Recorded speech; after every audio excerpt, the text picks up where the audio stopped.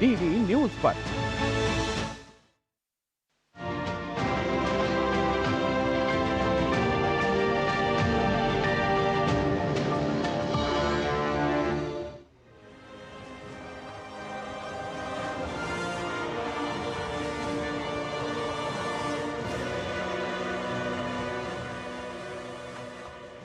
नमस्कार, DD news पर आप देखना शुरू कर चुके हैं हमारी खास चर्चा का प्रोग्राम। मैं हूं लालचंद्र सिंह। देश में महिलाओं के नेतृत्व में विकास पर महत्वपूर्ण कार्य हो रहे हैं। इसी क्रम में संसद में महिलाओं को आरक्षण देने के लिए बड़ा कदम उठाया गया है और महिलाओं का प्रतिनिधित्व बढ़ाने के लिए कानून लाया गया है, नारी शक्ति वंदन अधिनियम, जो पारित हो चुका है। लेकिन अब इसको 2029 के आम चुनाव से ही लागू करने का प्रयास किया जा रहा है।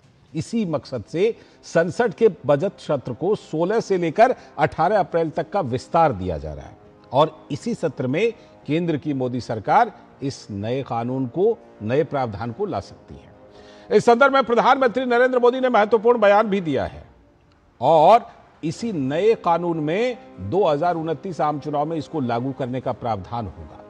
प्रधानमंत्री नरेंद्र मोदी की प्राथमिकता में हमेशा नारी सशक्तिकरण रहा है। महिलाओं को आर्थिक रूप से मजबूत करने की बात हो, स्वास्थ्य सुरक्षा देने की बात हो, सम्मान और गरिमा देना हो, उसमें हमेशा सर्वोच्च प्राथमिकता रही है केंद्र की मोदी सरकार की। आज की चर्चा इसी पर करेंगे और जुड़ेंगे इसमें हमारे साथ दो विशेष मेहमान भी। लेकिन पहले आपको दिखाते हैं कि नारी शक्ति वंदन अधिनियम 2029 को लेकर प्रधानमंत्री नरेंद्र मोदी ने ताजा बयान क्या दिया है।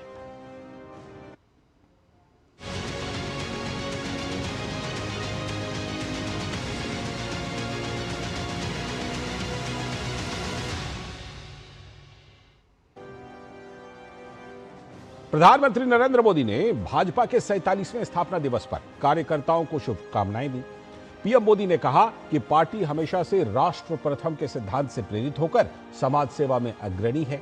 उन्होंने कहा कि भाजपा कार्यकर्ता निस्वार्थ सेवा, अटूट समर्पण और सुशासन के लिए गहरी प्रतिबद्धता के लिए जाने जाते हैं। पीएम मोदी ने उन अनगिनत कार्यकर्ताओं को भी याद किया जिनके समर्पण और बलिदान ने दशकों से पार्टी के विकास को आकार दिया। साथ ही पीएम मोदी ने एक महत्वपूर्ण बात कही। उन्होंने कहा 2029 के चुनाव नारी शक्ति वंदन अधिनियम के भावना के तहत हो, इसके लिए प्रयास किए जा रहे हैं। भारतीय जनता पार्टी ने वडोदरा में 1994 में महिला आरक्षण का प्रस्ताव पारित किया था। हमने ये भी तय किया था कि संगठन में ज्यादा से ज्यादा महिलाओं को आगे बढ़ाएंगे और सरकार में आने के बाद हमने महिला आरक्षण का अपना वायदा पूरा करके दिखाया। अब हम पूरी शक्ति से जुटे हैं कि साल 2029 में नारी शक्ति वंदन अधिनियम की भावना के अनुरूप ही चुनाव हो। तो जैसा कि आपने देखा, प्रधानमंत्री नरेंद्र मोदी ने एक बार फिर से उस बात को दोहराई है। इसके पहले चुनाव में भी वो कह चुके हैं, चुनाव प्रचार में भी। इससे ये साफ पता चल रहा है कि अब सरकार जो नारी शक्ति वंदन अधिनियम है, जिसमें कि महिलाओं का प्रतिनिधित्व बढ़ाया जाएगा, सीटें बढ़ाई जाएंगी, उसका प्रावधान 2029 के चुनाव से ही करने वाली है। ये कितना बड़ा कदम है और नारी सशक्तिकरण को लेकर, नारी के नेतृत्व में विकास को लेकर केंद्र की नरेंद्र मोदी सरकार के कौन कौन से बड़े कदम हैं, ये हम आपको लगातार बताएंगे। और इसी पर बात करने के लिए हमारे साथ जुड़ चुकी हैं प्रोफेसर अन्नपूर्णा नौटियाल जी, जो कि पूर्व वाइस चांसलर हैं Garhwal, HNB central university Garhwal की। बहुत बहुत स्वागत मैडम आपका इस चर्चा में। सबसे पहले तो उसी कानून पर बात कर लेते हैं। कितना महत्वपूर्ण आधी आबादी के सशक्तिकरण के लिए, नारी के नेतृत्व में विकास के लिए, क्योंकि कानून तो पहले ही पारित कर दिया गया था। अब इसमें प्रावधान ये जोड़ दिया जाएगा कि आने वाले आम चुनाव 2029 से ही इसको लागू किया जाए।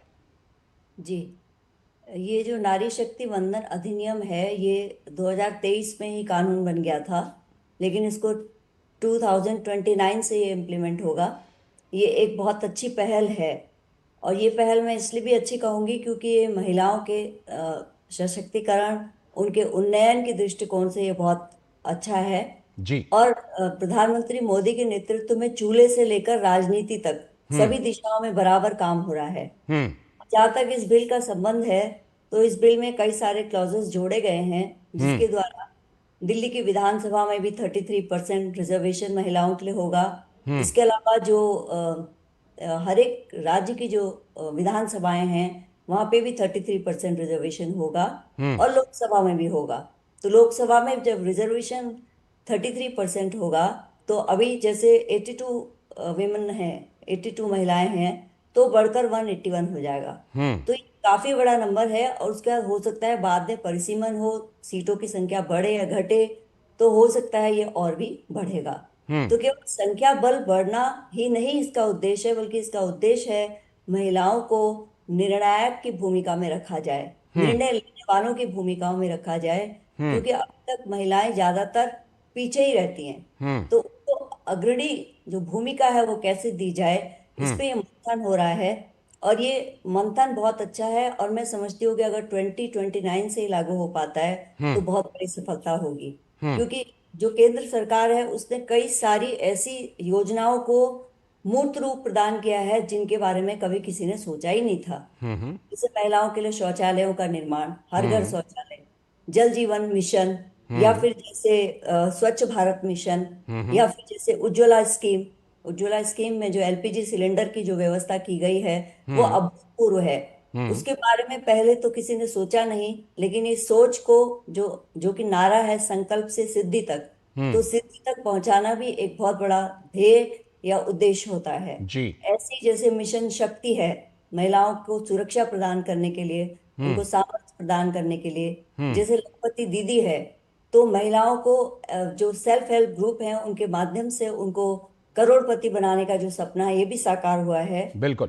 ये एक छोटी बात नहीं है। बेटी पढ़ाओ, पढ़ाओ, बेटी बचाओ, या सुकन्या समृद्धि योजना है, ये प्रधानमंत्री मातृ मातृ वंदना योजना है।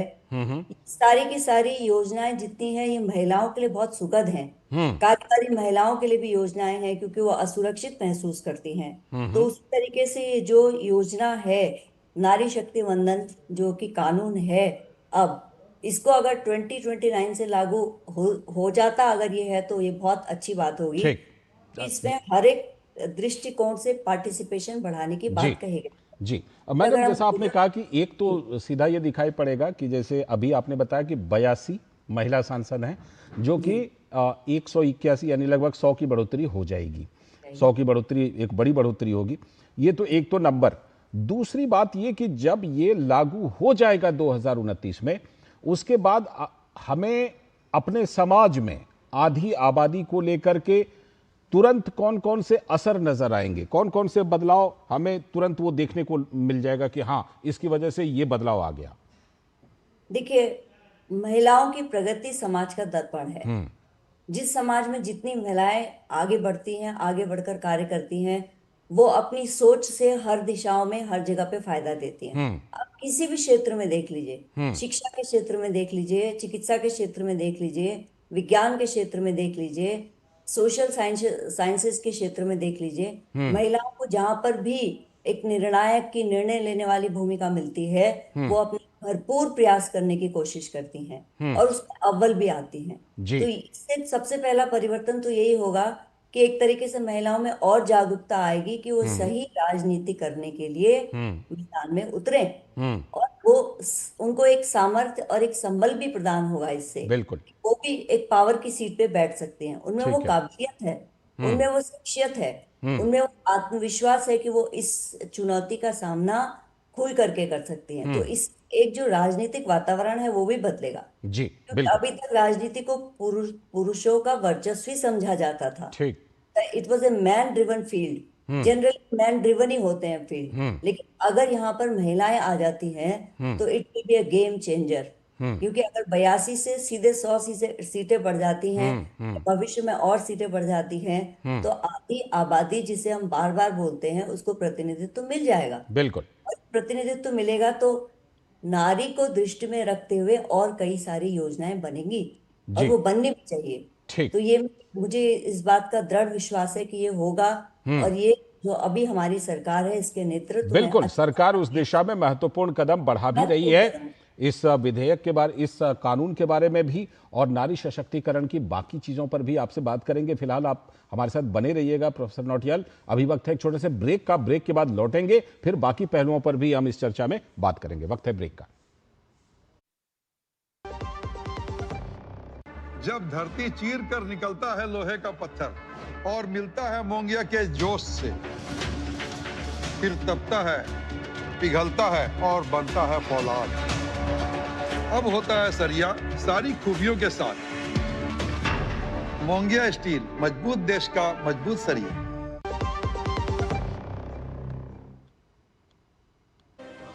स्वागत है ब्रेक के बाद। आप देख रहे हैं डीडी न्यूज पर हमारा विशेष चर्चा का कार्यक्रम और हम बात कर रहे हैं आधी आबादी के सशक्तिकरण पर, जिस तरह से प्रधानमंत्री नरेंद्र मोदी का फोकस है और उसी संदर्भ में कानून भी लाया गया है और अब उस कानून को 2029 से लागू किया जाएगा, महिला आरक्षण वाला जो कानून है। हमारे साथ जुड़ चुकी हैं अदिति टंडन जी भी और प्रोफेसर नौटियाल हमारे साथ जुड़ी हुई हैं। Aditi Tandon ji, associate editor the Tribune की बहुत बहुत स्वागत। अदिति जी, ये बताइए कि कानून तो पहले पारित हो चुका था, अब जाकर के इसको 2029 से ही लागू किया जाए, इसको लेकर 16 से 18 अप्रैल का बजट सत्र जो है उसको विस्तार दिया गया है।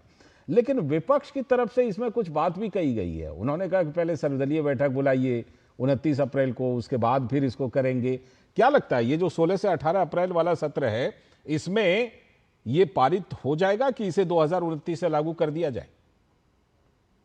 नहीं, मुझे नहीं लगता कि इसके पारित होने में कोई भी बाधा नजर आ रही है अभी। जो विपक्ष का कहना है वो बेसिकली ये कहना चाह रहे हैं कि क्योंकि ये मिड इलेक्शन है, 5 चुनाव चल रहे हैं प्रदेशों में, उनका ये कहना है कि ये ऑल पार्टी मीटिंग बुलाकर एक आम सहमति इस पर बनाई जाए और उसके बाद ये पारित किया जाए इलेक्शन साइकिल के बाद। जी, जाहिर सी बात है कि विपक्ष को ये लग रहा होगा कि 16 से 18 अप्रैल के बीच में अगर पारित हो गया तो उसका एक पॉलिटिकल माइलेज रूलिंग पार्टी को मिलना जाहिर सी बात है। पर कुछ मुद्दे ऐसे होते हैं लालचंद्र जी जो पार्टी पॉलिटिक्स से ऊपर होते हैं और होने चाहिए। जैसे महिला आरक्षण कोई नई बात नहीं है, हम सब जानते हैं कि 1990s के दशक से लेकर आज तक ये एजेंडा कितनी बार टेबल पर आया है, कितनी बार टेबल से उतरा है। ये बहुत खुशकिस्मती थी देश की कि 2023 में फाइनली नारी शक्ति वंदन अधिनियम पारित हो पाया। जब इनफैक्ट ये पहला एजेंडा था जब नई पार्लियामेंट में सब लोग शिफ्ट हुए थे, एमपी शिफ्ट हुए थे और लोकसभा स्पीकर ने वहां से घोषणा की थी कि ये पहला मेजर एजेंडा था, कॉन्स्टिट्यूशन अमेंडमेंट बिल था, सब लोग इकट्ठे आकर इसको पास कर चुके हैं। अब इस चीज में ये बोलना कि सर्वदलीय बैठक होनी चाहिए, विपक्ष अपना काम करेगी और वो इस मुद्दे को नेचुरल है कि एक्सटेंड करना चाहेगी जी, पॉलिटिकल और इलेक्टोरल रीजंस की वजह से। पर जैसा कि प्रधानमंत्री को हम आज सुन रहे थे, उन्होंने इलेक्शन रैली में भी बोला और आज भाजपा का 47वां स्थापना दिवस है, वहां पर भी सुबह उन्होंने वडोदरा में जो भाजपा की रेजोल्यूशन 94 में पास हुई थी, तो प्रधानमंत्री ने उसका जिक्र करते हुए कहा कि भाजपा ने जो जो वादे किए थे उनको निभाया है, जैसा कि राम मंदिर हो गया, उसके बाद एब्रोगेशन आर्टिकल 370 जेएनके से हो गया। वैसे ही राम मंदिर भी आपको याद है कि एक रेजोल्यूशन पारित हुई थी एल के आडवाणी जी के टाइम जब वो अध्यक्ष थे पालमपुर में भाजपा की है, और वो एक पूरा कैंपेन चला। वैसे ही 94 में वडोदरा की जो भाजपा की रेजोल्यूशन है उसमें साफ जिक्र है कि 33% महिला आरक्षण उनका एक गोल रहेगा। बिल्कुल। तो अब जाकर उनकी एक पूर्ण बहुमत की सरकार बनी तो उन्होंने कोशिश की कि इस पे आम सहमति बना के पास हो जाए। अब इतना ही चेंज सरकार करना चाह रही है। मैं थोड़ा सा वक्त दूंगी लालचंद्र जी कि जो 2023 का कानून पारित हुआ था सर्वसम्मति से, उसमें ये लिखा हुआ है, उसमें एक प्रावधान ये है कि आप विमेन कोटा तब लागू कर सकते हैं जब सेंसस की 2026 की एक्सरसाइज पूरी हो जाए और उस एक्सरसाइज के रिजल्ट के बेसिस पर डीलिमिटेशन एक्सरसाइज खत्म हो जाए। उसको चेंज करने के लिए क्योंकि अगर वो होगा तो फिर ये चीज आगे तक चली जाएगी, अगले इलेक्शन तक चली जाएगी, जाहिर सी बात है, क्योंकि सेंसस तो अब शुरू हुआ है।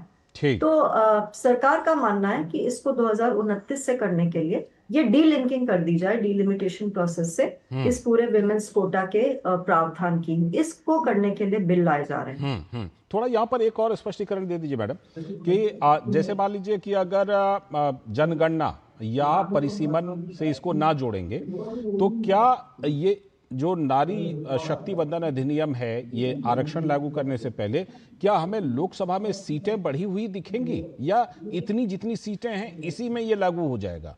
नहीं, ये इसमें लागू नहीं हो जाएगा। सरकार ये प्रावधान करने जा रही है कि देखिए, एक चीज समझनी जरूरी है दर्शकों के लिए कि इस वक्त 84th कॉन्स्टिट्यूशन अमेंडमेंट एक्ट है हमारे देश में, जिसके तहत परिसीमन की जो परिसीमन का जो एक्सरसाइज है भारत देश में, वो 2026 तक फ्रीज किया हुआ है उस कॉन्स्टिट्यूशन अमेंडमेंट बिल में। उसका ये मतलब है कि परिसीमन 2026 तक हो ही नहीं सकता। तो जहां तक हम समझ पाए हैं, पहला 2 बिल सरकार को लाने होंगे। पहला बिल जो महिला सशक्ति, ये आरक्षण का बिल 2023 का पारित हो चुका है, वो लाना होगा।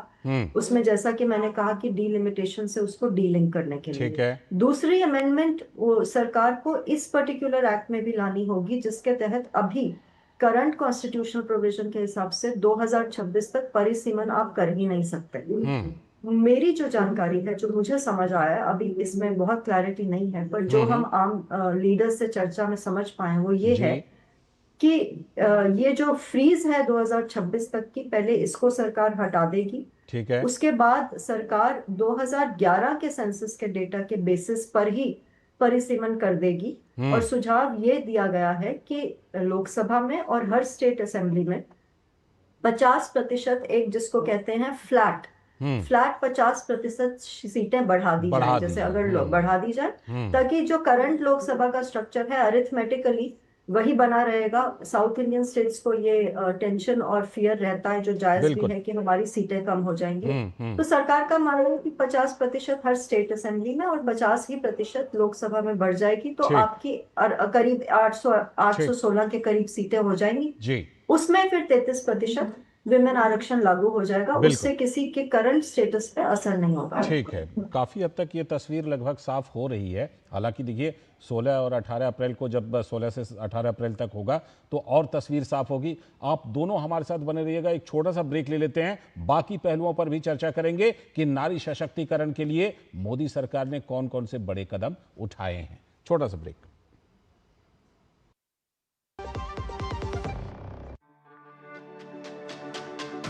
मेरी पसंद, मेरी पसंद, मेरी पसंद, मेरी पसंद, हमारी पसंद, हम सबकी पसंद। मजबूत देश का मजबूत सरिया हो गया स्टील। स्वागत है ब्रेक के बाद। हम आज विशेष चर्चा कर रहे हैं आधी आबादी के सशक्तिकरण पर। हमारे दोनों मेहमान हमारे साथ जुड़े हुए हैं। सीधे मैं प्रोफेसर अन्नपूर्णा नौटियाल जी के पास से समय चलता हूं। प्रोफेसर नौटियाल, जो हम बात कर रहे थे कि ये बात सिर्फ एक कानून की नहीं है, केंद्र की नरेंद्र मोदी सरकार ऐसी बहुत सारी योजनाएं, बहुत सारे कार्यक्रम लेकर आई है। आर्थिक सशक्तिकरण के हो, स्वास्थ्य सुरक्षा हो, सम्मान एवं गरिमा हो, सारे ये कार्यक्रम इस बात को प्रमाणित करते हैं कि नारी सशक्तिकरण जो है वो केंद्र की सरकार की प्राथमिकता में रही है। हाँ, बिल्कुल मुझे ऐसा लगता है, क्योंकि ये आज की बात नहीं है। जब 2016 में प्रधानमंत्री उज्ज्वला योजना आई थी, उस समय से ये बात बिल्कुल स्पष्ट तौर पर हमारे सामने आ गई थी कि इस सरकार की मंशा यही है कि किस तरीके से जो महिलाओं के जो कष्ट हैं, जो उनके दुख हैं, जो दर्द हैं, उनको बांटा जाए, और जो उनकी समस्याएं जो डे टू डे लाइफ में आती हैं उनको कैसे रिजॉल्व किया जाए, और साथ ही साथ एक विमेन लेड डेवलपमेंट का रास्ता भी निकले।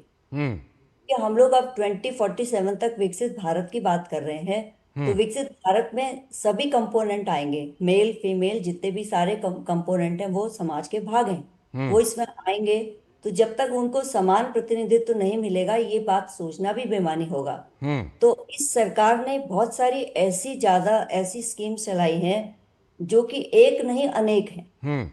कुछ स्कीम्स का मैंने शुरू में जिक्र किया था, जैसे उसमें एक महत्वपूर्ण स्कीम है 3 तलाक का उन्मूलन। ये 2019 में पास हुई थी, तो उस समय तो कोई चुनाव नहीं ऐसा हो रहा था जिससे कि ये बात आता या ये विवाद आता कि 5 राज्यों के चुनाव हो रहे हैं इसलिए ये घोषणा की गई है। जी। अभी अगले साल भी कई राज्यों में चुनाव होंगे, तो वहां पर भी उस समय तक अगर ये लागू हो जाता है, जैसे अदिति जी बता रही थी, जो इंट्रिकेसीज हैं उसके बारे में बात कर रही थी, लेकिन अगर 2047 तक विकसित भारत होना है तो उसमें आधी आबादी को बिल्कुल भी नहीं छोड़ा जा सकता। और ये जो नारी शक्ति वंदन जो बिल है, जो जो कानून है, जब वो कानून 2023 में लागू हो गया दोनों सदनों की सहमति से, तो फिर उसमें जो इंट्रिकेसीज हैं उनको जल्दी से जल्दी दूर करके इसको लागू करना ही चाहिए। तभी तो नारियां आगे बढ़ेंगी और तभी जो विमेन लेड डेवलपमेंट का सपना है वो पूरा होगा। अब जैसे मैं एक और महिला केंद्रित स्कीम की बात करती हूँ, महिला सम्मान सेविंग। जी। क्या छोटी सी स्कीम है, लेकिन छोटी बचत को प्रोत्साहित करने के लिए है। महिलाएं छोटी छोटी बचत ही तो कर सकती हैं। बिल्कुल। अगर वो कार्यकारी नहीं है तो वो छोटी बचत करेंगी तो उन्हें लाभ मिलेगा। जी। जिसमें मैंने जिक्र किया था नमो ड्रोन दीदी का, तो ये जो ड्रोन का ऑपरेशन अगर महिलाएं सीख लेंगी तो कृषि कार्य के लिए उसका उपयोग करेंगी, ठीक। फर्टिलाइजर स्प्रेड करने के लिए या और तकनीकी जानकारी के लिए। बिल्कुल। फिर ऐसी जैसे सुकन्या समृद्धि योजना है, ये बहुत सुंदर स्कीम है। ये बच्चियों की शादी और उनकी शिक्षा के लिए समर्पित है। तो हम ये तो नहीं कह सकते हैं कि आज ये स्कीम बनी है, ये तो बनती ही जा रही है। ये एक तरीके से एक प्रोग्रेसिव सोच है। बिल्कुल।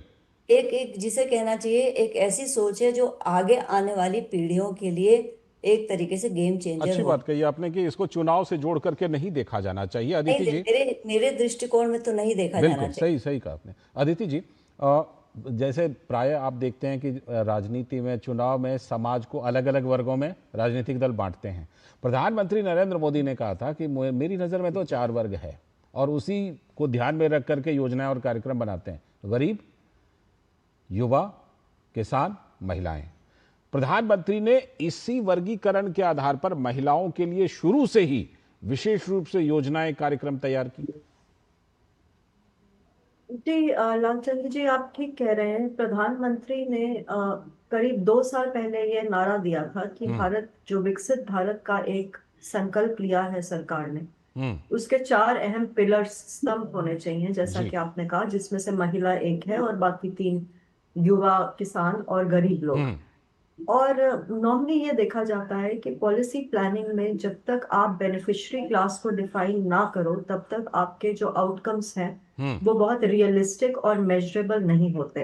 अब ये 4 वर्ग डिफाइंड हैं, अब इन चारों वर्गों के लिए काम हो रहा है। जैसा कि महिला सशक्तिकरण की बात हम करते हैं, बिल्कुल। तो एक लेवल पर काम नहीं हो रहा है, एक होलिस्टिक अप्रोच के साथ चल रही है सरकार। जैसा कि हमारी को पैनलिस्ट ने सही कहा कि फाइनेंशियल, जिसको कहते हैं एम्पावरमेंट, जो बहुत अहम मुद्दा है, वो जन धन योजना के माध्यम से बहुत पहले शुरू कर दी गई थी। हम सब जानते हैं कि बहुत सारे जो करीब 40% जो नए अकाउंट्स खुले हैं वो महिलाओं के हैं। बिल्कुल। उसके बाद मुद्रा योजना आती है। पहले आपका जब अकाउंट खुल गया तो उससे क्या हुआ लालचंद्र जी, कि जितना डायरेक्ट बेनिफिट ट्रांसफर करना है सरकार को, वो सीधा अकाउंट में जा रहा है, अक्सर महिलाओं के अकाउंट में जा रहा है। और ये माना गया है, देखा गया है कि अगर महिला के हाथ में पैसा जाता है तो वो समाज की, परिवार की वेलफेयर के लिए यूज होता है, कंपेयर टू अगर वही पैसा किसी पुरुष के हाथ में जाता है। ये साइंटिफिक स्टडीज हैं, इसमें मैं कुछ नया नहीं बता रही। और तभी ये कहा जाता है कि महिला को सशक्त करेंगे तो पूरा देश सशक्त होगा, पूरा समाज सशक्त होगा।